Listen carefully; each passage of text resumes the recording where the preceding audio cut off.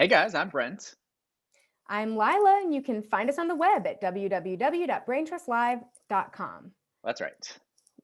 Now, for all the people that inquired, concerned this week, that with the end of the Trump era, we would be without a topic, without an opinion, without anything to talk to you about.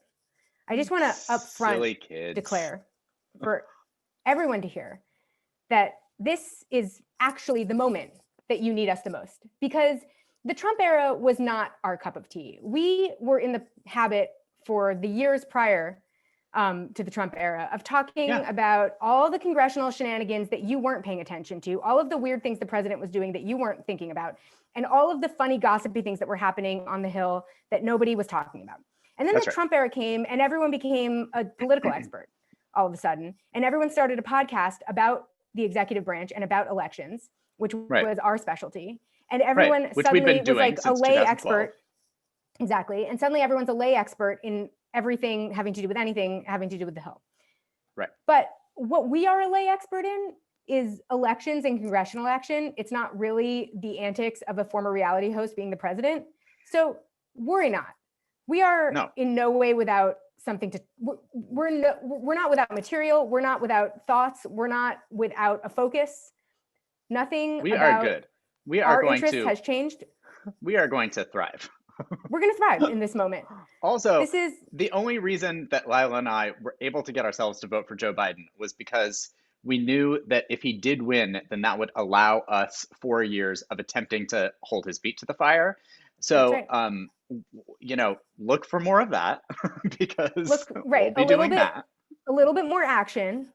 And of the kind of action that you were not used to taking during the Trump era, where you were just like having to put out fires everywhere. We want to be proactive now. This is our time to play offense, not just and we will still be having fun. I think one thing that has been like driving both Lila and I crazy in the last couple of weeks, and like, look, we get it.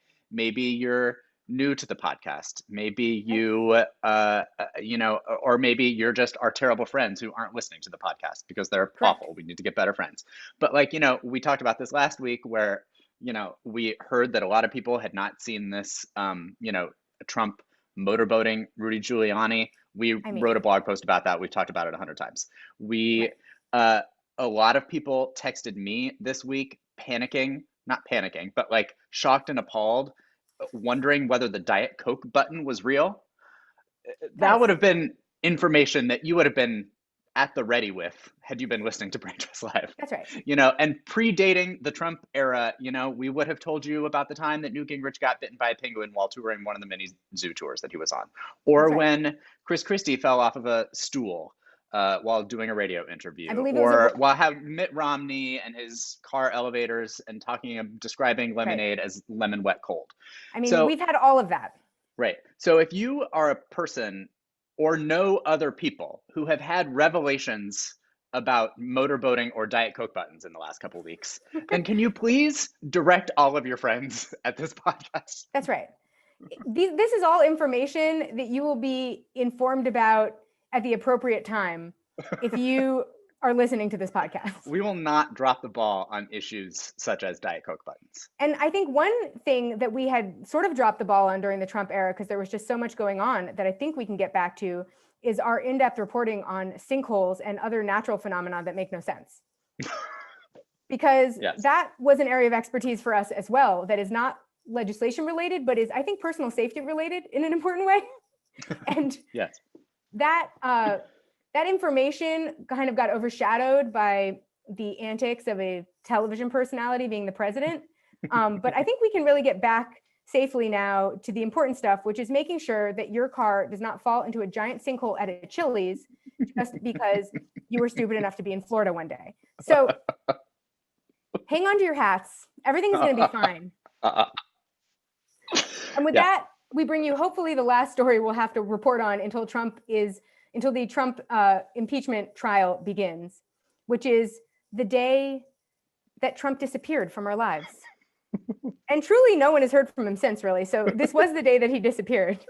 Well, no one had really heard from him in the days before either. That's the thing. Since since he started a coup, Right. which was a big deal, lest we That's fair. forget, he really sort of was just not really existent. He certainly had no interest in governing for the No. last, But well, have you really for the ever last four wondered years, but certainly the last two if weeks. if they had kicked him off Twitter for violating their terms of service before he ran for president, like when he first started the birtherism bullshit, Yeah, like he could have just never been we could have avoided all of this if Twitter had admitted he was violating their terms of service, which he already was, of like course. years ago. Yeah. I mean, the peace that I have felt since he got off Twitter has been unparalleled. And I've just been thinking to myself, like, how could we have done this sooner? And what could we have avoided dealing with if we had done this sooner? And the answer is everything. Yeah. I mean, But honestly, he barely did any press events. He had, what's his name? He had the My Pillow guy come visit. sure, My Pillow guy might be running the for governor of fascist pillow Minnesota, by the way. company, Uh, right? he had, and he just continued to sort of like hold grudges, just being a generally insane person, and just, and in solitude in the White House, basically, up until like the last 24 hours before he left, when he got around to some other shenanigans But like truly, before it was like leaving. the last 12 hours almost because we waited all It day for was. his list of pardons. We were all so excited. Joe Exotic's lawyers had a stretch limo with like a swimming pool or something in it waiting outside the Yep. jail for him. They were going to take him right to the hair salon. I mean, people Hmm. had invested in this pardon list. And Yep. then he got cold feet for a bunch of the exciting ones. And he Hmm. released the pardon list at like 2 a.m. And Midnight. so it was like the middle of the night when we finally found out who was on it. It was 143 people, a majority of whom were not interesting at all. The people Yeah. that were interesting were Steve Bannon, which I was a little shocked actually because I thought he had fallen out. I forget where he But stands he's right been now, back recently. but he was back recently. I'd forgotten Yeah. about that. Hmm. Lil Wayne got one. Hmm. Kodak Black, one of the Sure. founders of Death Row. You know how Trump loves this, like he has like this bizarre sort of like symbiotic relationship with like criminal rappers, not rappers that aren't criminals. He is racist against them, but the ones that are criminals, he like can't get enough of. Yeah. Various people who participated in the shenanigans related to his campaign, funds all being frauded and stuff, Yeah. like Elliot Broidy and people like that. One of the college admission scandal parents, but only one and not one of the famous ones. So Yep. I don't know what that is. But like there had been reports that Sheldon Silver might be up. I don't know, if you're not from New York State, Sheldon Silver was the longtime head of the New York State Assembly, a progressive Democrat, I will add, from Lower Manhattan, who was caught up in like a massive corruption scandal and is now in jail. Hmm. But like Democrats can do it too, you guys. It's not, I mean, we can do stuff. Yeah. But so Sheldon Silver was one of the people that was rumored to be on his list of pardons and didn't end up getting a pardon because the New York Times reported it and Trump didn't like the reaction. And so Yeah. decided to pull it back. And then Joe Exotic did not, but a Cobra trafficker did get a pardon. Yeah. So that was a real slap in the face. Yeah. But there were a lot of questions about whether he was going to pardon himself, whether he was going to pardon members of his family, whether he was going to pardon people who were involved in the coup Right. in the previous weeks, or if he was just going to do some sort of like blanket pardon for anybody who was arrested in that. And we're up to like, I think we're inching towards like 200 arrests Yeah. on that front now too. So that is getting Well, pretty, here's a and none newsflash. of those things materialized. And we're going to talk about that later because Q is in distress. But And here's a newsflash just as a preview for all of his followers that thought that might be the case. Donald Trump does not care about you and your family. If you storm the Capitol in his name, he does not care about you. No. Take it from a native New Yorker who knows the Trump family ethos well. Donald Trump doesn't care about you. Right. And Yeah. the reason he didn't pardon himself is because then you can't plead the fifth anymore, and he didn't want to have to admit to all the shenanigans he'd been up to. Yeah. So look forward to that when New York State Yeah. tries to indict him, I because know. that's where this is headed next. But in any Yeah. case, he also revoked his own drain the swamp ethics order. Like the one thing that he was like, one of the things that he was like running on to like, had 20,000 people chanting at his rallies to be, back in 2016 drain the swamp. But yeah, he overturned Got rid of his it or right rescinded away. his own 2017 executive order to prevent all of his staff from going to become lobbyists. And Well, they're going to have to do that because they can't get jobs anywhere else. They can't get jobs anywhere else. They're noting that it's impossible to get a Trump appointee hired anywhere. So Yeah, he had to do that so that they wouldn't starve to death. this is a thing that presidents do because like they say that they want to drain the swamp, or they say they want to like be ethical, and they say that they don't want there to be a revolving door, but then at the end of their presidency they also want all the people that work for them to be able to work, right? Well, and not only Which that, that doesn't make it less disgusting, but like they Bill want them Clinton to be did able this to too. work in ways where they can take advantage of what their position in the White House had been. Totally, right, exactly. You know, they want them to be able to work in ways that advance the interest of the donors that got that president in office in the first place. So this is a way that you pay your donors back, is you get people who are really well connected because you hire them in the White House, and then you let those donors hire them to do their bidding in the next White House. Yeah.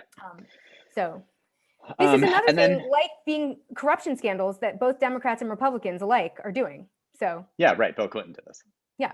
So we do need to drain the swamp of everyone. Officially. Yeah. Yeah. Well, they need to pass that in Congress and make that law. Yeah. That needs to not come from an executive order that can be rescinded on your last day. Yeah. And then the very last day of his presidency, which was also Biden's first day of the presidency, on Wednesday, he did not go to the inauguration. We know this. Right. He did have sort of like a bit of a send-off. Right. First, he left a letter for Biden in the Oval Office, and no one knows what it says. We don't know what it is. It was very generous or something. I think that's all we know at this point. Okay. Well, that's what Biden said. Biden is afraid of insulting people, and I don't trust his assessment of what it is. I don't either. But in any case. The one thing that he did before he got on the helicopter and started his goodbye event was he fired all the White House ushers. So there's a rule that the president someone has to open every door for a president. Like the president isn't supposed to be opening his own doors, because I think that's more of a safety and regality protocol in one, because that way he's not like ever faced with, I don't know, some unknown. Right, being the first one through a door Right. So the ushers are supposed to be there to open doors for the president, and Joe Biden arrived at the White House, as you do when you become the president, and Trump had fired all the ushers, so there was no one to open the doors. Biden hired them all back except for the head usher, because the usher job is like a thing that is not a political appointment. It's often those are people that work, especially the head usher will work for like 40 years in the White, through many administrations. But Trump had hired the longtime head usher when he got there, and hired somebody instead from the Trump International Hotel. And so obviously Biden didn't want to keep that guy around. So he did fire the head usher, but he hired back all the other ushers. So the doors are being opened and closed again. Everything's going fine. But that was just like a final fuck you send off from Donald Trump. And then, oh man, that guy. Yeah. So then he had like he boarded the presidential helicopter with Melania. He said a few words. He said, "We've had an amazing 4 years and we've accomplished a lot. We love the American people, and it has been something very special." He loves special things. Loves special people, things, yes. Special things. Right. So that took him to Joint Base Andrews, where he caught the plane to go to Florida, and then this is where he gave his official remarks, but not before a 21 gun salute. Well, he wanted fanfare, and they wouldn't give him all the fanfare he wanted, so he had to settle for a 21 gun salute. Yeah. But so he talked to supporters. He said, "We've left it all on the field. It's been an incredible 4 years." You tried everything, including a coup, so you did. Everything, including a coup, yes. He thanked his family, friends, and staff. He hilariously walked away to the Village People's YMCA, which is another one of the songs that he loves. And he said, "We'll be back." Right. He said, "So we'll be back in some form. So have a good life. We'll see you soon." Have a good life. His final words to the American people were, "Have a good life. We will see you soon." And then the plane took off, perfectly timed to the end of My Way by Frank Sinatra. So there was one competent person this whole time in the executive branch, and that person was the airplane choreography person. Plane choreo. And that person is someone who should have been put in charge of the vaccine distribution, obviously, because that's the only person who can who knows how to get shit done in the White House. I mean, it really couldn't for TV. It was produced to perfection, that last moment. And I would say that for a professional TV personality, there have been many times in the Trump era where I have been appalled by how poorly produced some of his stunts have been? 100%. I mean, just like you can tell he worked in shitty reality TV, because no decent reality TV program, and certainly no scripted program, would have put up with some of the shenanigans he tried No. in the last 4 years. But this moment was like a hilariously choreographed moment. Yeah. Amazing. That left us without a president for several hours, Yeah. basically. Because, oh no, he did make one pardon on the plane too of Jeanine Pirro's ex-husband, I believe. She called him and was like, dude, you didn't pardon my ex. Oh shit, and did that. So he got one last thing done, and then landed in Florida to zero people's fanfare, because there was not one single shot of him landing. I saw a picture later, but I mean, imagine being one of the reporters who had to cover that. How disappointing, when all the action's on TV and you have to like get to Trump's lame landing in Florida where no one cares. And Melania has to like some kind of, she changed into like she changed. Like summer dress kind of. I like know. Planning to be on vacation, which is what they're going to have to be, because they're not going to be able to leave Florida. No, they're not. Really, Melania is the most excited of everyone, obviously. I mean, this is she's been waiting for this moment. Well, I don't even know. Like she's waiting for this next moment where she can divorce Trump, but she's been waiting for this moment where she can start the proceedings for years. Yeah, totally. And now Trump and Florida will be very happy together. Deservedly so. Yes. Deservedly so. And then all the television returned to DC, or stayed in DC, I guess, so that no one had to care about what Trump was up to in the air. He wanted to leave on Air Force One while it was Air Force One. So that's why he demanded that he leave before noon. And so that he landed before noon, so he was still the president. But nobody was there to care about it, because we were all watching the who's walking into the inauguration footage that was, on every network. And listen, my experience began with something even before any of the memeable moments happened, where a newscaster on CNN was asked, they were filling hours of time where they had nothing to say. It was like breaking news, inauguration about to start. And it was like 2 hours before anyone was even going to walk in. They were trying to figure out what to do with all that time. They were talking very slow. They were saying a lot of unnecessary words. And this newscaster is standing on one of the scaffoldings where the cameras are, lodged or whatever. And they ask him about the weather. And he says, the weather is pretty cold up here, I think because of the altitude.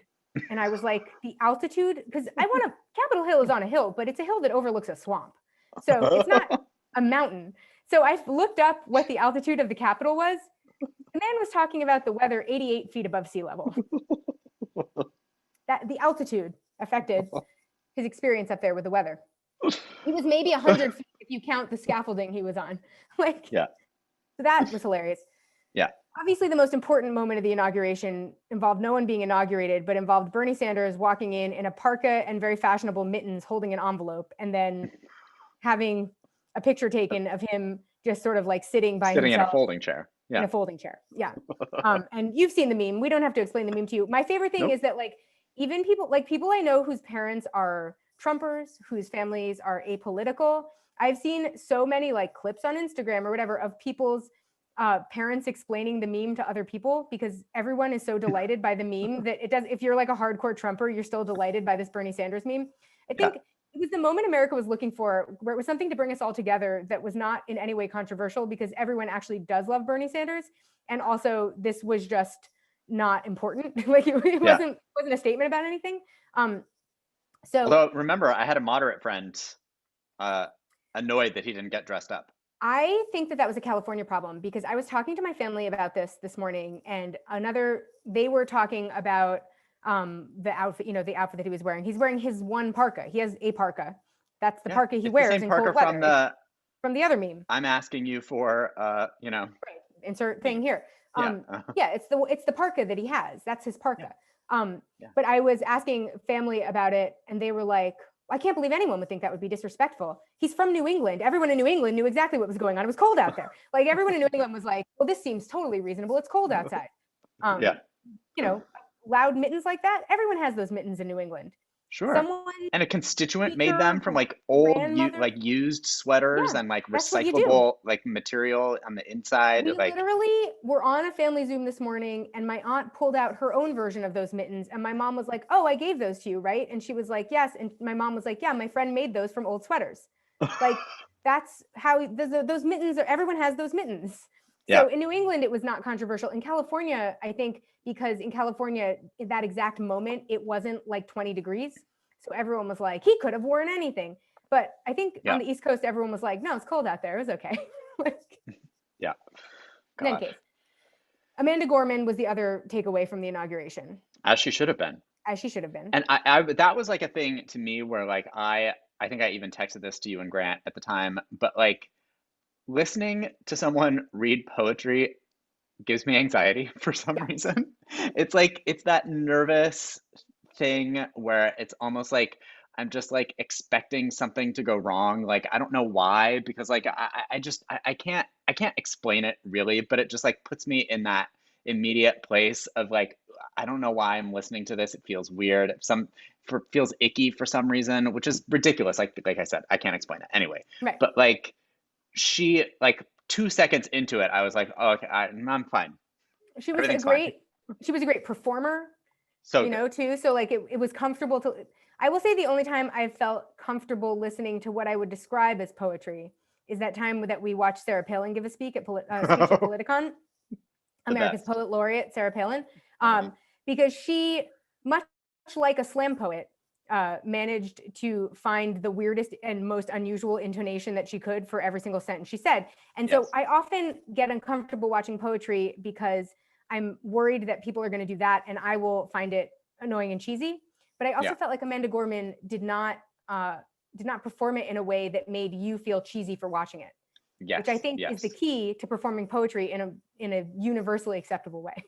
I know That's some right. people love slam poetry, and those people probably hate Sarah Palin, which is the greatest tragedy of Sarah Palin's life that I could possibly imagine. But I feel like she was able to perform poetry that was universally comfortable to watch for everyone. Agreed. And she Yes. was a delight, she was like a ray of sunshine. She was wearing a Yeah. bright yellow coat, so she was like a literal ray of sunshine. Yeah. But she was like, she's very youthful and beautiful, and she performed it really well. And so that stole the show. The most confounding moment was J-Lo adding "Let's Get Loud" into the middle of singing "This Land Is Your Land." That was weird. And then Oh, Garth so Brooks coming out and then hugging everyone without a mask, trying to give coronavirus to the entire new administration. I mean, And well, he's a Republican. he's a Republican, So so that is why. yeah. Lady Gaga was dressed for the Hunger Games, and that's not a clever line because it was such a startlingly obvious Hunger Games outfit that like there wasn't even a joke to be made about it. It was just like No. Lady Gaga came for the Hunger Games. Like that is Right. the fact of this situation. Yeah. Oh boy. And then there was Joe Biden's Bible, which was comically large. All of those tweets. That was probably my second favorite thing. Those tweets were so good. There was, comments about the Cheesecake Factory menu and that he got it from King James himself. And I mean, like, It was a you saw comically him, large but Bible. it was too right. big. Borrowed it from Dumbledore, I think was another Right. one that I was seeing. Yeah, it was good. It Well, it's been in was, his family since like the 1800s, I think. but it's not a large print edition or something. Like, why was it so big? I Why don't are know. some Bibles so much bigger than other Bibles? I have a Bible from my grandmother that's been in the family for a while, not as old as that one is, and it's very, very, very large. Also, I it at doesn't have one like that point, one looks like it like latched or something. I mean, like yeah, it it was had a like a full whole like a lock on it. it was a whole thing. Like you don't need Yeah. a lock on your Bible. That's really the whole point of at least the King James Bible. Oh, right. Is that you're allowed to Easy read it. access. Right. But in any case, I, for the entire length of the ceremony, was complaining. You might not be surprised to hear that. Because the whole time I was just like, I don't care about any of this. Like Joe Biden is the most low impact president. He deserves a low impact inauguration. And all I want to see is him get out of here and get to work. Like, I don't care. Sign him in to the White House guest book, day one, put his hand on the Bible and then get in there. I want to see him get to work. And so what I do approve of is that immediately after the inauguration, he did do that. There was like a full day's worth of Yeah. presidenting after the inauguration and also just like doing everything else. I mean, they were having Senate confirmation hearings Right. that day. They had their first press briefing fairly late in the evening for East Coast time. Right. Anyway, I mean, like, and some of those first executive orders came on that day.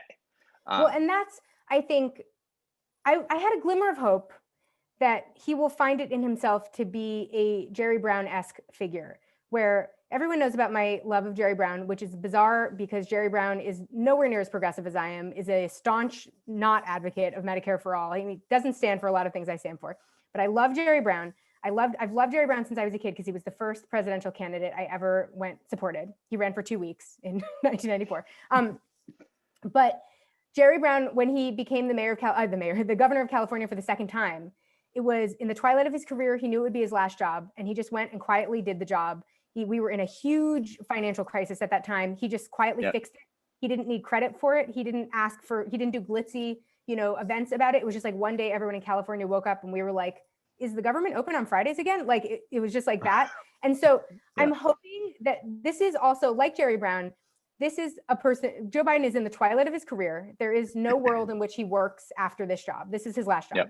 And so because of that, I don't think he has to, I'm not saying he will live up to this, because Jerry Brown also was somebody who I think had a kind of commitment to quiet public service his whole life.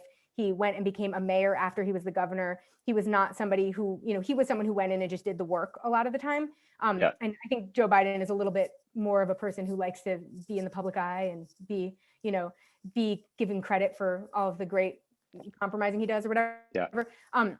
But I hope that he can find it in himself. And I thought it was a good start on the first day to just get in there and do the job and not worry about, they have to worry about messaging. They have to worry about, actually getting stuff done, but not worry about the aspects of the job that I think often presidents are very obsessed with their legacy, and they're very obsessed with doing legacy defining things that often don't benefit us in the short term. And we don't have that luxury right now.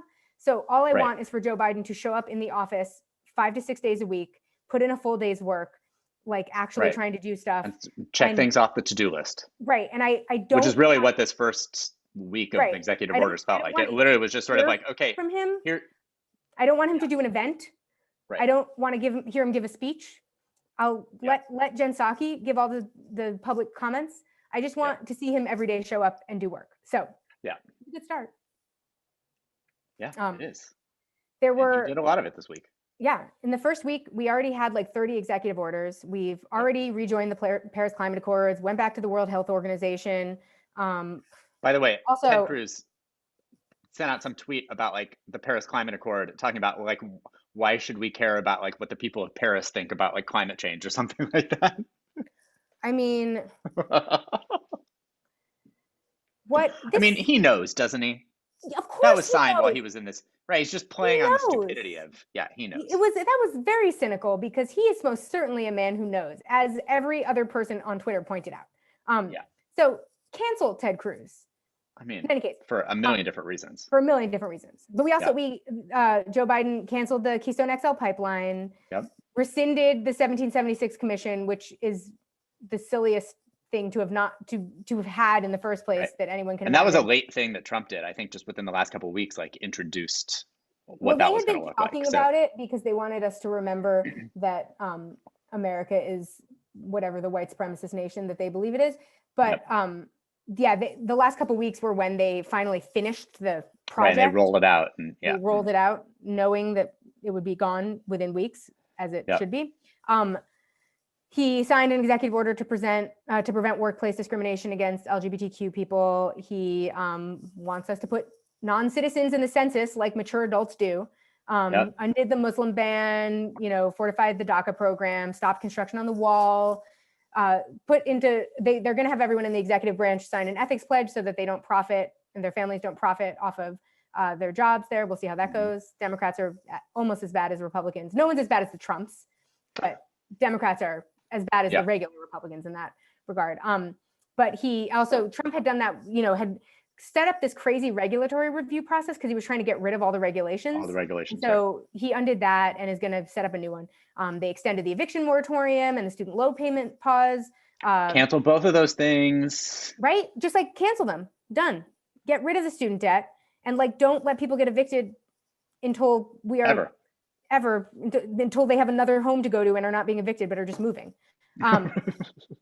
Then he returned collective bargaining rights to federal employees, got reestablished $15 an hour minimum wage for federal workers, that was something that Obama had done and then got rescinded by Trump, wasn't it? Yeah.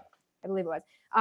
He signed like a ton of executive orders around COVID to make sure that we have testing and data and other response capabilities and make sure the vaccines are actually like getting to people, and also that federal agencies have set up actual COVID guidelines. Because, like, for example, OSHA, a place you might hope would have COVID guidelines, and HHS for dealing with schools and stuff like that. And then vague programs that have to do with poverty and public assistance programs, but that we're still hoping on a COVID package for. And then also expanded the mask regulations for public transport in federal buildings. And then something called the 100-day masking challenge, where they're just challenging us all to wear a mask for 100 days, I guess. I don't know. That didn't get the kind of publicity that I feel like it would have needed to be a real thing. But I know. I wish it was an actual challenge that someone could win. Right? Yeah, people don't want to be in a challenge that you can't win. No. It's like, why am I trying to challenge myself to do nothing, to get nothing for it? Take it from two only children. People want to win a challenge. They don't want to just participate. He's going to be doing another full week of executive order extravaganzas. A themed week. I love a theme. Well, it's I hate a theme. It's a theme per day too. So it's not even infrastructure week. Infrastructure week was a full week of nothing. That was how you indicated that you plan to do nothing for the next week. Right. Joe Biden has themed days. Monday is Buy American Day. Yeah, like Buy American Day is a theme that I can get on board with. It's really sort of like a, like a leopard print party theme that I'm not trying to get involved with. Exactly. Buy American Day. To be fair, Trump also had a Buy American Day where he tried to get the federal government to hire, to buy American made stuff and hire, for American made companies or whatever. Sure. It didn't hold out as long. I was going to say. So I'm hoping this one will be better written. Tuesday is Equity Day. There's going to be some policing commission and some new there were Obama era rules about all that military equipment that was going to local law enforcement that didn't stop the flow entirely, I don't think, but at least limited it. And so he's going to reinstate those rules. He loves a task force and a commission. So there's going to be a lot of those coming up. So just get ready. All of those accomplish nothing, by the way. We can still ask him to accomplish things once he has started a commission. Starting a commission is not a goal in and of itself. That is just like on a way to accomplishing something. So don't feel like there's a definitive end once someone has established a task force. That means nothing. But he is going to he's directing the DOJ to improve prison conditions and try to eliminate the use of private prisons. Agencies to strengthen engagement with Native American tribes. He's ordering HUD to promote housing equality. I'm not really sure what the details of that one were, and they sounded vague. But what he's going to have an order where they disavow discrimination against Asian Americans and Pacific Islanders, which is only a problem because of the way. I mean, it was a problem in the sense that racism is a problem before. It was a specific problem because of the pandemic and Trump's insistence on calling coronavirus the China virus. Hopefully, I don't know what signing a thing to disavow it does, but it's nice to do. I mean, everyone should disavow people discriminating against each other. Yeah. I think it's possible that Tuesday will also involve reversing the ban on trans military folks. So they've talked about that, and that was when there's no good reason for having that's an easy thing to undo because it's just like. There's a good amount of Republicans. There's a good amount of Republicans that think that that's ridiculous. Yeah, why would you stop anyone from serving in the military? Yeah, I was going to say. No, they want to stop them from, using bathrooms, but serving in the military. Serving in the military, it's the same way that they're happy to let undocumented people serve in the military. They just don't want to let them vote. They're not against people serve. So in any case, that I always thought was a weird hill to die on anyway. Yeah. And then there might be some changes, some actions on voting rights and sentencing and stuff like that through DOJ. So we'll wait to see about that. On Wednesday, we're going to have Climate Day. They're going to have a summit on Earth Day. Earth Day summit. Let me tell you what that is another name for a task force / commission. It is. So that doesn't accomplish anything. No congratulations for that. I want to see the results. But there's going to be apparently some regulatory actions as well. So we'll see what else he signs. None of that has been specified in any of the reporting around this. So, and then he's going to reestablish a commission, which is the Presidential Council of Advisors on Science and Technology. And he's going to try to ask the federal government to make decisions based on science, which is a really low thing to have to remind people of. Oh boy, yikes! That is That's right. How far we've fallen, guys. Thursday is the day Excuse me. that I think I'll first be mad at Joe Biden, because that will Oh, be healthcare day. Thursday. I mean, I feel like Thursday is the day where I'm going to be like, this is not ambitious enough for me, a person who has a healthcare agenda for Thursday. Yeah. You know? So Yes. he's gonna rescind the Mexico City policy. That's the policy that prevents foreign organizations that fund abortions anywhere from getting federal money or getting any US funding. That's like the Hyde Amendment on crack. Yep. That's like the most insane regulation in the world. And it's one of those, this is a regulation. It started under Reagan, actually, and it just, every Republican reinstates it and every Democrat rescinds it. We're just going back and forth forever in a cycle about this. God. It seems like it could just end forever if we wanted it to, since nobody really thinks that this is a good idea. But who am I to say? He is going to, Trump had made some changes to Title X family planning funding stuff. And so he's going to review those, potentially reverse some of those decisions. Yeah. And then some vague executive orders planned for strengthening Medicaid and maybe expanding the open enrollment period under the ACA. Curious about details of both of those. Nobody seems to know. And also announce on Thursday that you are going to extend the free COVID care policy that expires on January 31st. Yes. Currently, your insurance might be trying to convince you that they, out of the goodness of their heart, are not charging you any copays on your insurance care. I mean, on your COVID care. COVID. That is because of a federal policy. It is not because they are just good people. And that federal policy is expiring at the end of the month. And a nice thing to do, really bottom of the barrel style, would be to extend that moratorium on out-of-pocket costs. Yep. Now, listen, I want to point out that insurance companies are making record profits right now. Oh, for sure. Anytime that he tells you he can't do something because of some industry reason for healthcare, I just want you to say to yourself, that is incorrect, just so that you know it in your heart, you know? Yeah. And know that the reason that he said it is because he is in bed with all of those insurance companies. And if you're wondering if any of his health policy will ever be good enough for me, the answer is no. So get on board right now. And also, it shouldn't be good enough for you either. In any case, Friday, Immigration Day. Sure. Going to rescind some of the Trump policies around the asylum system. One thing that I feel like he could do is look to stop keeping kids in cages. That would, I think, just get him immediate kudos with a lot of people who think that kids are cute and don't deserve to be in cages. Yep. Well, who am I to say? Yeah.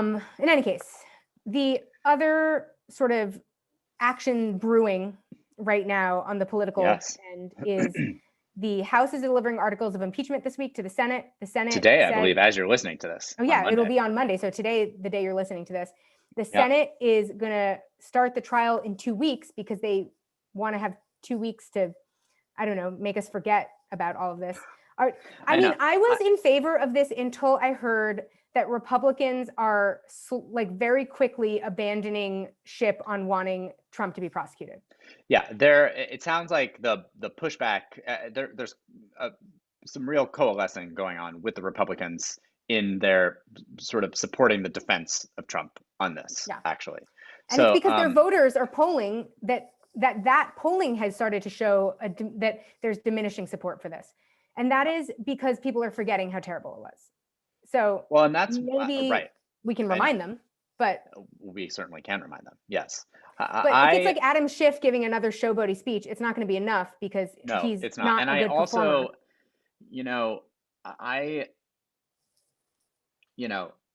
I think I texted you at one point this week. I'm like, they're pushing it to February 8th so they can eventually push it to the 8th of never, right? Yeah. Like, I fear that this is going to go away. Maybe I'm wrong. Maybe I'm not giving them enough credit. I actually am surprised that they have a date for it, actually, especially after that first press briefing, and also Biden himself just sort of like being like, oh, the Senate's going to do what the Senate's going to do, as if he doesn't have like a clear, like whatever he says doesn't have any effect on like what Chuck Schumer is going to do in the Senate. He's trying to pretend like he has nothing to do with anything to save his own leverage. And I think the reason it might happen is because the one person I think really who does want it to happen is Mitch McConnell. oddly. Seems like. Mitch McConnell, I think, reached a line with his willingness to violate norms, even though he was the propagator of many of those violations, with this insurrection. So I agree, but I also think that if Mitch McConnell is ultimately by himself, then like that's not a limb that he's going to go out on. I don't think. No. There is one thing, there are some backroom negotiations happening where I think, like, obviously they will have to work it out so that if they do need to get 17 Republicans on board, they have to figure out who the safest 17 are to be those votes. Yep. I think that there is broad acknowledgement that this might be a good thing for the Republican Party. I don't know. Well, if they all want to move on from him, even though their supporters might be in favor of it. Like, they all want to rip the Band-Aid. They're just sort of like trying to figure out how. They're wimps. And I think also, more importantly, they need to stop him from running again, not just for America's future, but for their own political futures. Totally. Like, Tom Cotton is not trying to run against Donald Trump in the next election. So there are a bunch of them who need him cleared from the field. Right. But he also needs to be Donald Trump in the next election, which he can't be if he votes for his impeachment. No, I mean, the whole thing is a real double-edged sword. Yeah. I would argue they got themselves into this situation. Well, you might say, yes. Hopefully they'll squirm a little. Yeah. But usually what they do for something like this, if they do need to actually take action. So the question is, do they feel that they need to take action? How serious? And maybe when the case, when the case is made, it will become clear they do have to take action. I think that sort of depends on what the public will is at that point. Well, and that's the thing too. And, the reason that I felt like maybe a delay would be fine initially was because of of how insane the details get the longer that we go here. And I feel like in 2 weeks, we're going to have, like I said, it seems like every day they're arresting 20, 30, 40 more people. And like, I think that these people are obviously going to start talking. They're going to start talking about how they coordinated with each other. They're going to start talking about like which congressional leaders they coordinated with. Like, we're going to have to, like, those people can be called in to be questioned. I like this thing being drawn out doesn't make it better for Trump or the Republicans for that matter, because I think then you start getting, you start subpoenaing House members who, may have been giving tours to these people on the night before. Like, I mean, like, this gets bad for Republicans, like, if they decide that they want to fight this, because like then you're getting into like, you're bringing witnesses into the trial and you're like, I don't think none of them want that. I don't think. This only happens if the Democrats actually come for them, which is famously not what they do. That, I think, the big issue, if the Democrats really came for them, this would be really damning. And I think, like, don't think to yourself, which individual senators will they get, will feel that they personally need to vote to impeach Trump. The question is, does the caucus as a whole feel that they need this action to happen? And if so, who's going to take the hit? Think of it that way. They are not individually making these decisions. When you see a vote and only Susan Collins and Lisa Murkowski vote against it, they have been given the opportunity to take that fall by the rest of the caucus, knowing they need to be shielded from their own voters. So this is a question of, does the caucus as a whole feel that they benefit from getting rid of Donald Trump as a future presence in their party? Right. And then finding out the 17 that will not potentially lose their jobs because they voted for it. Exactly. Right. So the 17, we brought you a list of maybe 16 last week that we thought, and that's the criteria you should be thinking about. The criteria is not what their principals tell them. They don't have them. It's are they retiring? It's are they in a purple state or even a blue state that has a reelection coming up in 22 or 24, maybe? Like, that's what you're absolutely right. It's not necessarily who is, maybe Mitt Romney aside, maybe, because it seems like he's ready to do it. Like, no one else is doing it because of, their great conscience, principles. Or principles. Right. Yeah. Like, that's not what's going on here. No. So if you want to play the game, think to yourself, which senators could we recommend to them? Right. Yeah. Send Mitch McConnell a list. Send Mitch McConnell of 17 a list of the people with an explanation as to why they would all be good. And then maybe that might be what helps. Exactly. Because there are also some Republican senators who are fairly untouchable. So they could take the hit. That's true too. I think a Lindsey Graham could take the hit. Lindsey Graham is like not a credible human being anymore and still won by a fairly large majority. Lindsey Graham could do anything at this point and get away with it with his voters. Right. So make him a take the billion risk. dollars was spent against Lindsey Graham, and he withstood that fairly Right. simply. So, While also begging all over television for money and having no idea what he thought about anything. well, Like I know. that, I mean, he did it while not even having to do anything other than Yeah, looking competent on TV. So, like, don't worry about whose principles might lead them to think blah, blah, blah. Who does Susan Collins as a moderate, blah, like, don't worry about any of that. Who are the 17 that will have to fall on their sword for the rest of them because they right. don't have guts to do what they know is right? Yeah, And how can we convince them as a caucus that they have to do this for the good of their caucus, not for the good of right. America? They don't care about America. I think that's clear. The No, they good don't. of their caucus. Yeah, yeah, Keep your yeah. eyes on the prize so that when you're messaging, when you're tweeting about this, you're thinking about this, you know? Uh-huh. In any Yeah. case. Also, will the The Senate be Senate. accomplishing anything by then? The Senate might not be capable of holding any kind of trial because they currently don't have a power sharing agreement and they may never figure one out. It's a mess, guys. You The guys, Senate broadly is just in first of disarray. all, nobody knows who's currently the chair of any committee because theoretically all the Republicans are still chairs because there hasn't been a power sharing arrangement worked out, but they also know that there are new incoming chairs. So like the Judiciary Committee has one of three people leading it, but no one knows which three those are. It might be Dick Yep. Durbin, it might be Lindsey Graham, it might be Chuck Grassley. No one's actually sure. Mm-hmm. There are a bunch of committees that are in a situation where they just like don't actually know who's in charge right now. The 10 new senators have not been seated on committees yet, so they're just like hanging out, like, I don't know, probably high-fiving in the hallway because they have nothing to do.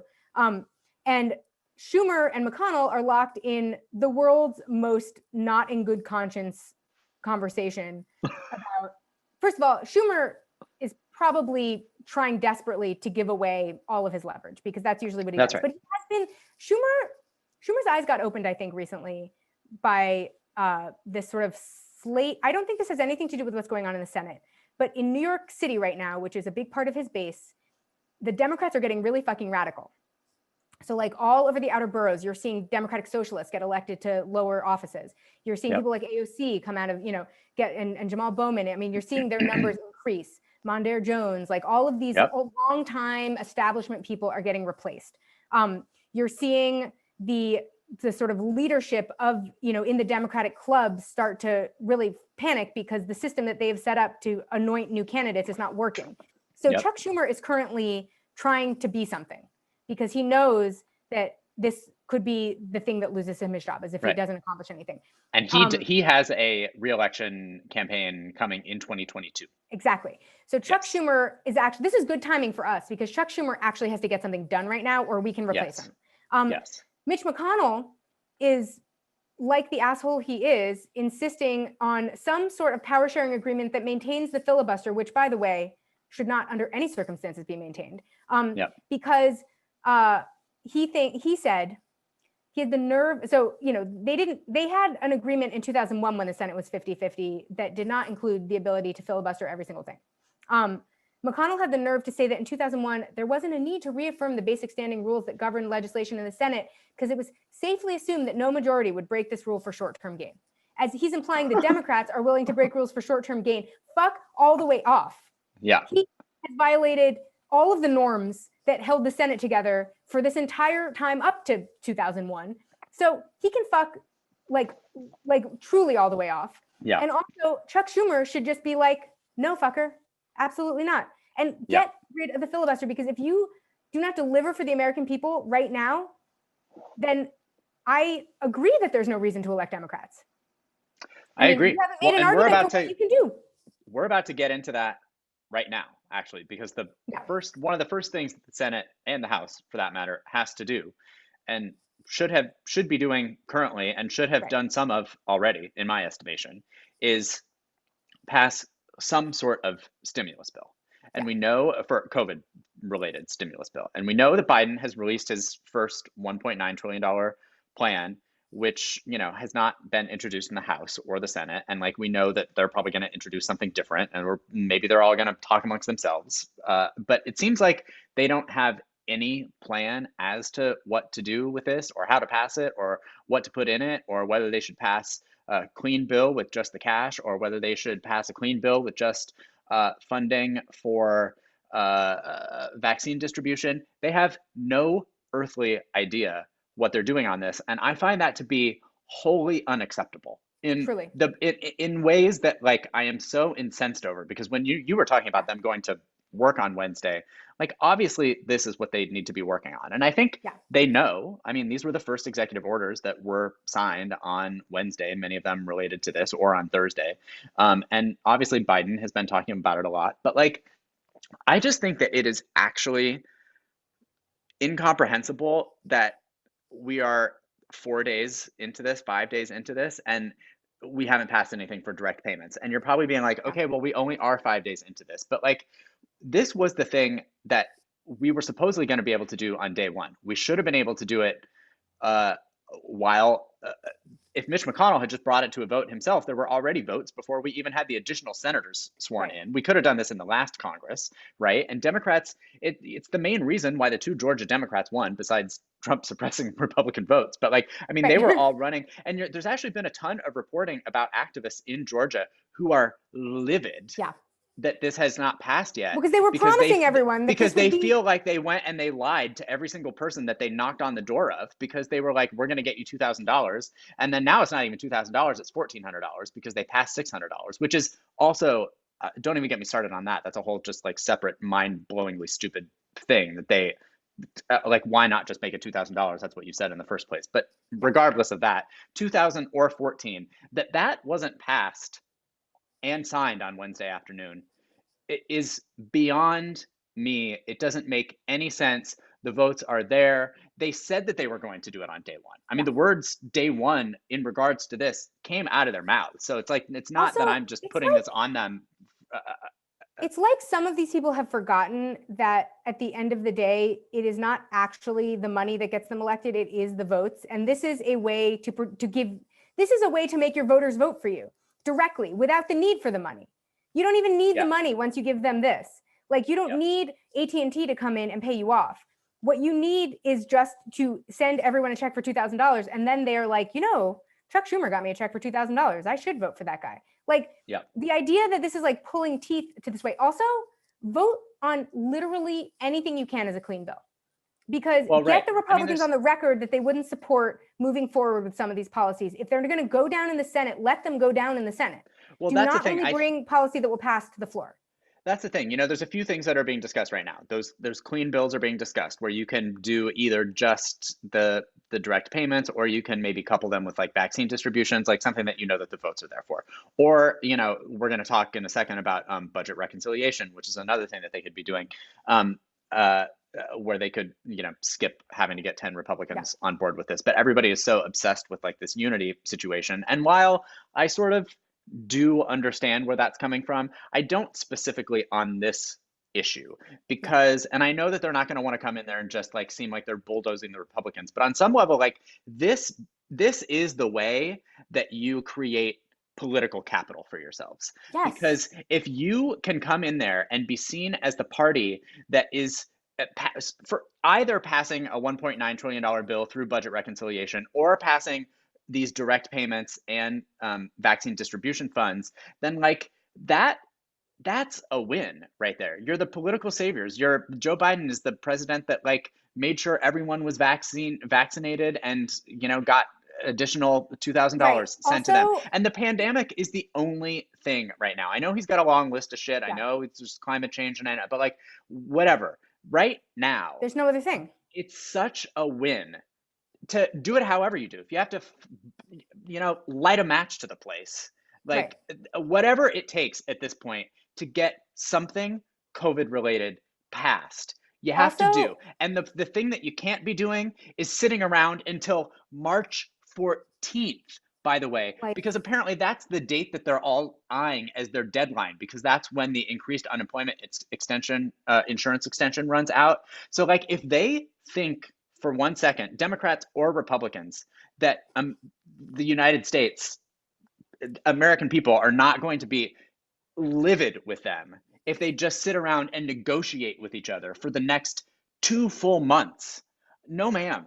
Like you can't be doing that. come in with a messaging win. It's the Democrats do this themselves all the time, where it's like, what you need to do right now to protect yourself from the unity criticism, to protect yourself, because they're going to call us say that we're not being that we're not respecting unity no matter what we do. It doesn't matter what we do. Oh, totally. It's like how they call Joe Biden a socialist. Like, we all wish, but like, Joe Biden is not even close to being a socialist. That was a huge compromise on the part of most of the left. And so, like, the fact that they're still going to call him a socialist means we shouldn't have even engaged with that talking point. Well, right. The same here. Who cares about unity if people are starving? Nobody. If every person in America received a $2,000 check because you became the president, the Republicans would not have the political capital to keep blocking this kind of shit, because Correct. people would be on the side of the president. So it doesn't even matter if it's a good idea economically, honestly. Like, some of these things, I think they get so wrapped up because it's like, I was reading something, I think it was Chris Hayes or something, who was talking about how the Democrats tend to want to do things so efficiently that they fail to take credit for things that happen. So like, Obama would come up with really complicated ways to get more money into people's pockets so that they didn't notice, because they were more likely to spend it if they didn't notice it was there. But it meant that no one got any credit for giving it to them. And so like, people would just be walking around with more money thinking that they were just lucky that day, and not that Obama had signed a policy that had resulted in them getting more money. They cannot allow themselves to fall into this trap here. Even like, I realize that it is a sort of kind of a rough and dirty solution to just hand out checks to everyone. And I know they hate doing that. These are technocrats who want everything to work. They want the money to be spent efficiently because they're obsessed with the deficit, even though that's not a real thing. And in this situation, that does not buy them anything. That fiscal responsibility argument means nothing. They should do the most visible, most direct impact thing that they can right off the top. They should do it as a clean vote, so no one feels like, it had to be compromised down because of some corporate money that had to go to somebody. It should be done as a vote directly for the American people, so that they can say, when they have to come up again for more money, we got you that money because we knew that you needed direct action, and now we need to shore up the economy, and now we need to do some other stuff. So please stay with us for this part, but you know that we will take care of you.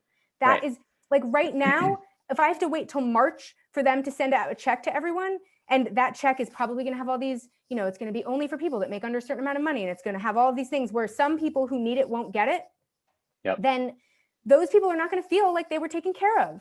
The idea is to come in, do something splashy that helps, where it's like, Democrats are here to save the day. Here's $2,000. Here, please eat this month. Right. Like, be the person and the party that did something. And have it be splashy and big, so that the Republicans, when they say that you were fiscally irresponsible, have to fight with the fact that their constituents each have $2,000 in their pocket because of work you did. Yeah. It is much harder to make that point without it. The other thing that incenses me about this, I mean, because they're talking about 10 different ideas that everybody has, both in the House and the Senate, and Joe Biden, and different bills and not bills, and passing clean bills and doing this, that, or the other. They won the presidency in November. They won the House in November. They won the Senate. Well, it's a tied Senate, but like, that happened 2 weeks ago. And they should have been planning for that to be a thing ever since November, when we realized that those races were going to a runoff. And now it's the end of January, and they don't know what to do. Yeah. How is that fucking possible? How is that possible? Especially because they were doing nothing before this. Right. They have not and done also, anything they've already passed 10 different COVID bills that are all, just went to sit on Mitch McConnell's desk and die. So I understand that, like, there were, it's not as if they didn't do anything, or at least in the House, try to do some things prior to this. But like, the fact that they already wrote some of these things is another reason why it's just sort of like, why aren't we voting on some of these things, right? Like, also vote on it in the House, and then like, let it go to the Senate, and then it can go through budget reconciliation if you want. Like, I don't understand why Nancy Pelosi's not doing anything either. The fact that they don't know what they're doing right now, you should be mad. If you're not mad, get there with me, because you should be. Yeah, well, it just also, I don't understand why they are not, if they are not going to be able to pass these things, they are not thinking about how to make sure they don't get blamed. Too, one benefit of bringing a clean $2,000 bill up, even if you don't have the political will, is to watch the vote, to have it on the record who voted for it and how, and let those then vote on it again later. Like, Yeah. I don't understand. Bring a bill up that's going to fail so that people can see where their senators came down when there was an actual chance to get them $2,000. Yeah. First of all, I guarantee the votes would end up being there, because it is really hard to look your constituents in the face and be like, I voted against giving you $2,000, no strings attached. Right, because There the was deficit. no trade-off. There was no secret thing in the bill. There was no whatever. I just thought the country couldn't afford it.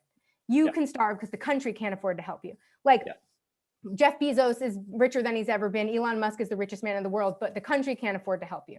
Like, let them have that conversation with their constituents if they're willing to, but put them on the record. Nobody ever has to go on the record for anything. That infuriates me too. Put Joe Manchin on the record, because let me tell you whose constituents want $2,000 is Joe Manchin's constituents. West Virginia. Joe Manchin can go on and on all he wants about the deficit and how he doesn't think it's responsible. But when it comes down to it, when he has to actually go on the record supporting $2,000 or not, he's not going to fucking vote no on something that every single constituent of his, and they have time in that state to each call him because it's a small state. Like, he's not trying to get in trouble like that with his constituents. Right. Put him on the record. Force him.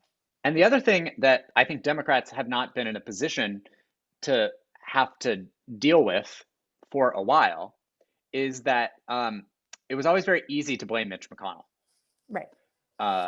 Even during the Obama years when we had the House and the presidency. It's been a long time since we've had anywhere near, I mean, I know it's only 50-50, but like, you know, we have the presidency, we have the House, and we sort of like technically by 51-50 have the Senate right now. So if some of this shit doesn't get passed, they are going to be very, very, very hard pressed to pass that off on someone, even if it's Mitch McConnell using the filibuster, because like it's just going to be very hard, I think, after we went through this like painful election to then just be like, but we didn't have 60 votes. Like that's not gonna cut it. That's not gonna cut it. And also, you're in control of the Senate. You set the rules now. Yeah. The filibuster is a made up rule. It's not a real thing. It's not in the Constitution that 60 senators have to vote on everything. That's a Senate rule. That's why you only started hearing about it recently. So there's no reason that you can't. First of all, if you are going to keep the filibuster, you should not allow the silent filibuster anymore. People should have to get up and talk for 8 hours if they want to filibuster something. Yeah. I have said that this would end that entirely. And I realize that they don't want to set a precedent where they're not playing ball, but they actually only have 2 years to make something happen right now. And they're not going to be able to make anything happen unless they get rid of the filibuster. And so they should just do it and be like, it was an emergency. And if we pay for this later, we will have to say, you know, we did it because we were deadlocked and it was a real emergency. And you guys saw how much better your lives got after we were able to actually address the problems. Yeah. You guys saw it. People will be getting stuff if they can actually get stuff done. And that is a good way to insulate your political future. So this is a time, I think, to go out on the limb knowing that Republicans are not going to be cooperative no matter what the rules are. They're difficult no matter what happens. They're going to reinstate the filibuster when they're in charge because that's the kind of people they are. Totally. Don't worry about what they do in the future. Worry about what you can accomplish right now because this is an actual emergency, and do it in a way where you don't end up being blamed for what Trump should be blamed for, which is the utter failure of every COVID response so far. That's right. That is owned by Trump unless we do nothing right now, and then it is rightfully owned by us. Yep. In any case, the only person, of course, Bernie Sanders knows what we should be doing. Right, is Bernie Sanders. That's wild that this is a man who is not being consulted on every single matter having to do with everything. Right. I mean, he is by most American media at this point, which is lovely, but yeah, I mean, he is the incoming budget committee chair. Maybe, I guess. I don't know. If they ever get a power sharing agreement going. Right, exactly. But he wants to pass it as a reconciliation bill, or budget reconciliation, so they can just pass it with 51 votes. Yeah. That's what they should do. That's exactly what they should do. They should do literally anything they can do. Yeah. Is my, I think, big message. And also, they should make sure that whatever they do, it's visible in people's lives. It's not just things that no one really understands, programs that they're complicated programs that no one really understands how they work and how to access the money. Like what they do should be clear to everyone. Well, right. Yeah, exactly. I mean, look, this got used fairly recently in the Trump administration, and it was to pass his tax cuts. Yeah. So, like, remind people of that also. because Right. that didn't help any average American at all. But the No. Republicans felt like it was fine to do it, to pass the tax cuts that way. That also, Yeah. by the way, added trillions of dollars to the deficit if you're worried about the deficit. Yeah, then you can repeal those tax cuts. Another thing you can do with budget reconciliation. Yes. So, I think the problem is that even their own constituents know that they have no excuse for not trying some shit right now. Yeah. Like, Yeah, I don't Sanders think the said, goodwill that Democrats often extend to Democrats, knowing that we vote for a party of people who are complete wimps who never think to do anything, I don't think that goodwill is going to stand for very long in this situation, because we're all in like a horrible situation where we've been in our homes for 10 months. We've been, yeah, we're watching family members die. 400,000 people have now died of COVID. That doesn't look like it's slowing down at all. And the White House is even admitting that it's not going to slow down for months. Like, right. we are not going to be as patient with them as traditional Democratic audiences would be. So even Right. their own constituents will require this of them. Yeah, exactly. It's a mess. Also a mess, Dianne Feinstein. I know. Thank God for Bernie Sanders, though. I mean, Bernie Sanders, the only person thinking on his feet in this situation. And right. chair of the budget committee, which actually does give him some leverage to make some Thank of this God. stuff happen. I know. So we are in like a good position in the sense that somebody who actually intends to get some help to the American people is in a position where they might be able to help do that. Yeah. But if he is not given the leverage to do that because Chuck Schumer shuts him down because they can't figure out a power sharing agreement with Mitch McConnell, that's a time to blame Chuck. Blame the Democrats. Right. Blame everyone. You know, blame someone for not figuring something out. Yeah.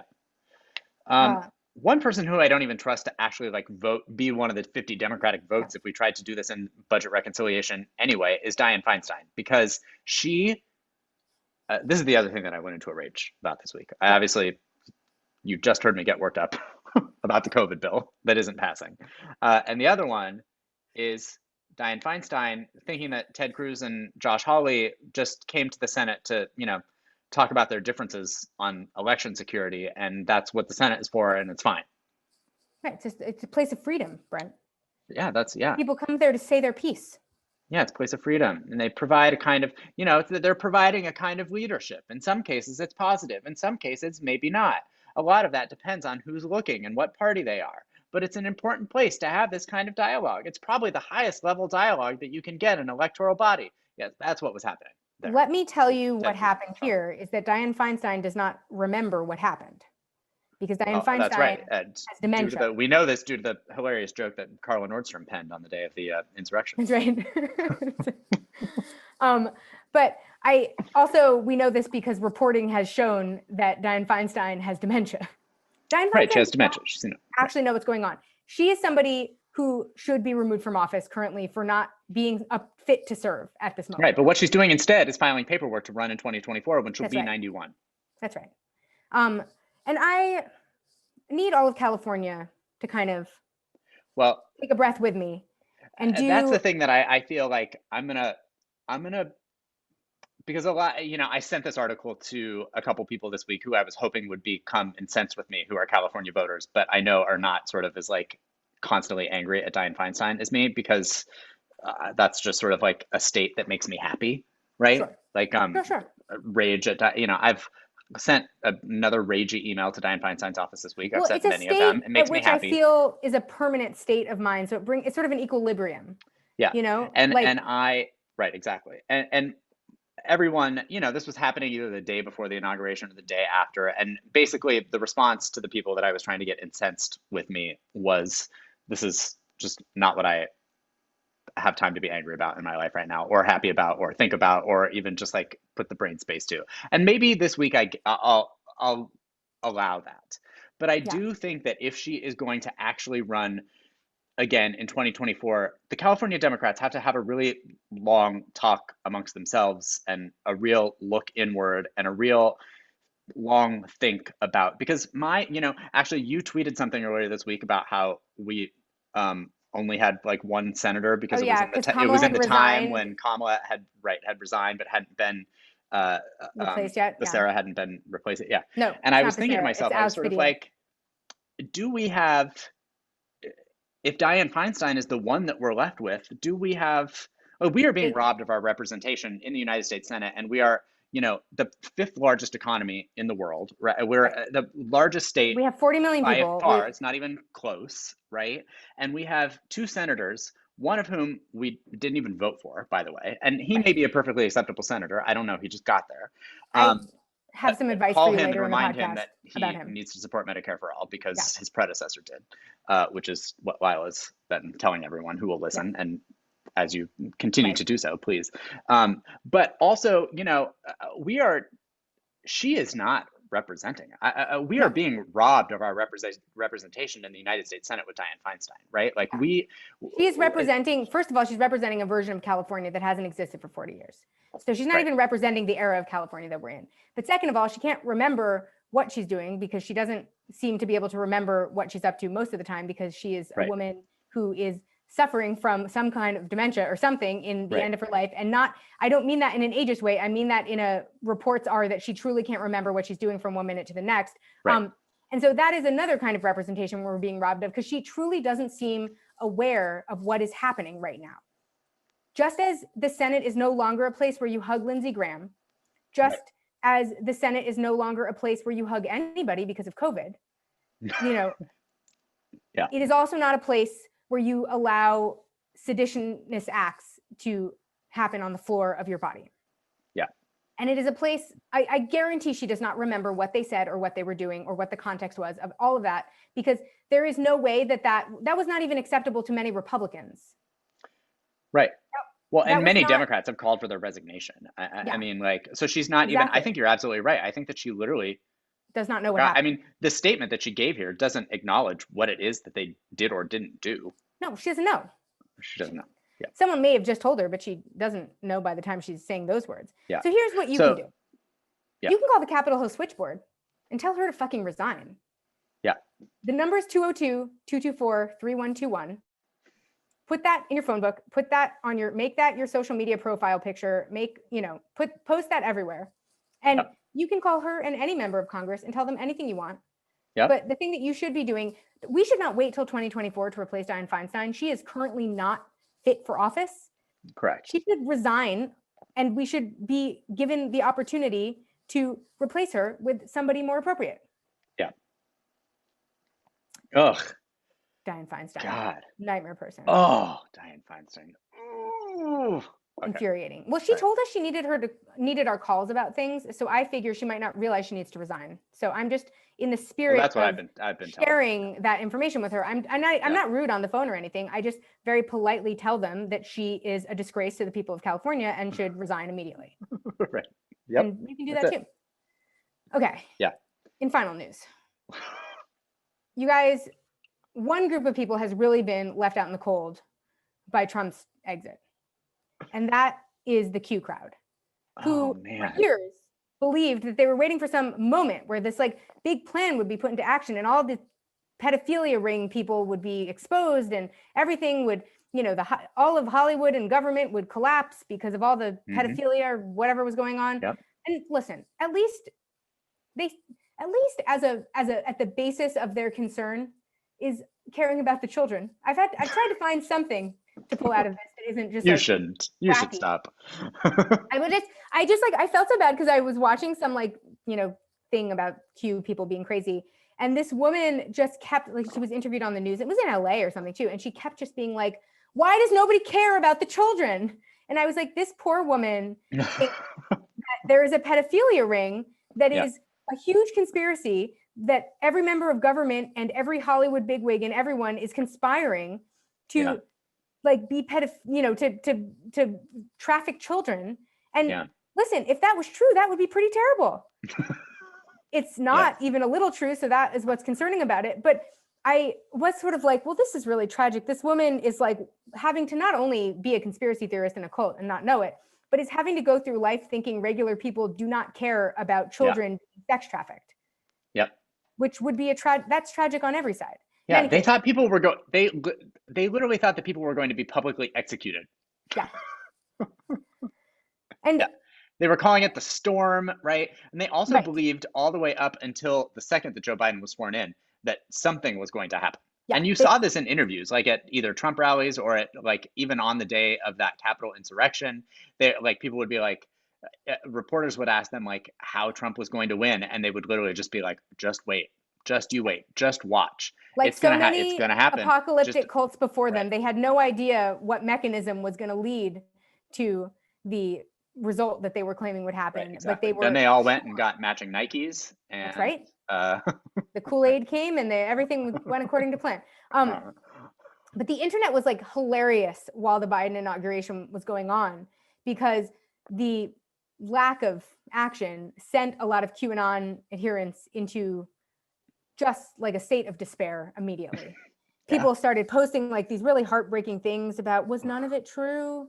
Then there were the people who decided that it must be that it's going to happen. Like so many apocalyptic cults before them, they also decided that they must just have gotten the date wrong. So the storm's going to happen later in March, probably. Uh-huh. So they're waiting for the March storm now. Some of them were just like, I put so much into this. I lost my friends, I lost my family, and I have Yep. nothing to show for it. Yeah. Some of them decided that they were going to just start new conspiracy theories. I mean, there's been a real fracture and chaos in the Q world that was Yep. largely related to the absence of an event, which I think it's always so funny when people's entire lives get destroyed by the absence of an event. It's one thing if like an event happens and you're like, something has changed and now things are different. But like these were people that were certain something that like any rational person knew was never going to happen. Right. They were just Yes. like sitting and waiting for it, and they couldn't Yeah. be reasoned with, and then it didn't happen. And then one of the most visible icons, Code Monkey Z, Ron Mm. Watkins, told supporters to go back to their lives. He said, Oh, which is a sad. real. So sad. So now they have no. They're like a flock with no. I I don't know know. what the head of, who's the head of a I flock. fear they'll regroup.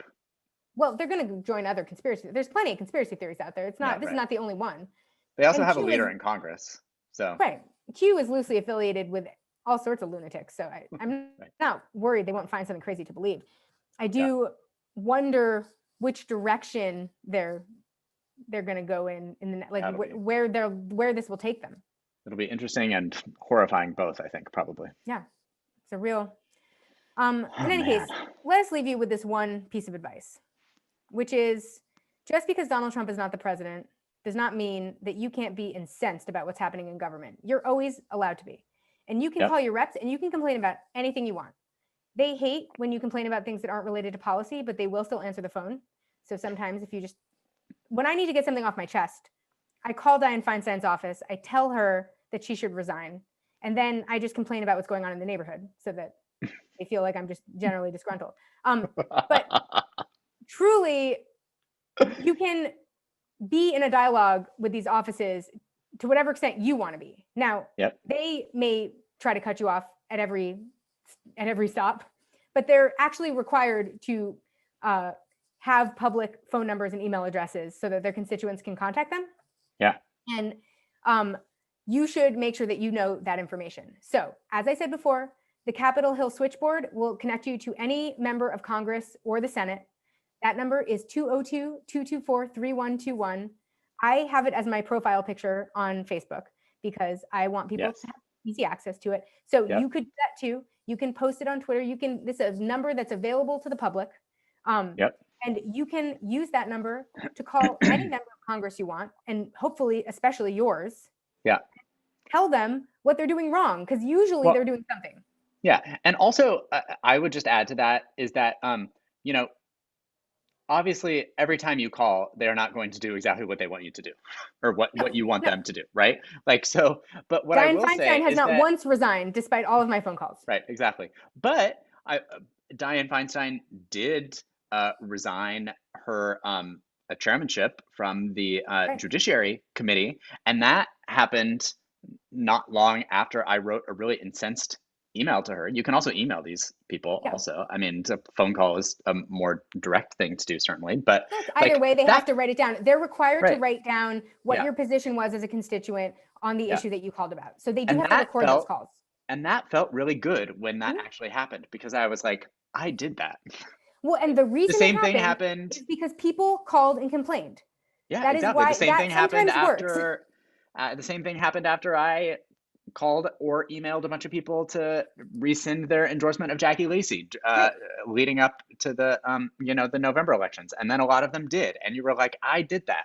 So Yeah. I would say, like, obviously you're not going to win every time, but like it is kind of like a fun thing to do, because then you can be like, look, I actually influenced government in some way. That's right. That's right. So And these are people, you can put their direct dials in your speed dial on your phone so that you don't have to look it up. So when I hear that someone has done something that pisses me off, that is a representative of mine, and I am walking down the street mid grocery shopping expedition, I can whip out my phone right away and just call them because I have all that information saved on my phone. I recommend doing that as well. But this is not a time to feel like you no longer need to be engaged. It's a time to feel like we can all have a little less stress because it doesn't yeah, seem like a president who's trying to bring about the apocalypse is the president. But yes, you are still entitled to, you don't have to just be thankful for these people for not being the worst gutter people. You can make them better regardless of who they are.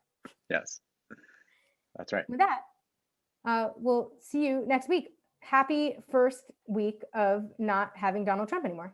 I know. Have a great theme week this week. Have a great theme week this week. And we'll be back next week because we are literally like so excited to be able to go back to our old specialty of reporting on the actual news that is actually important.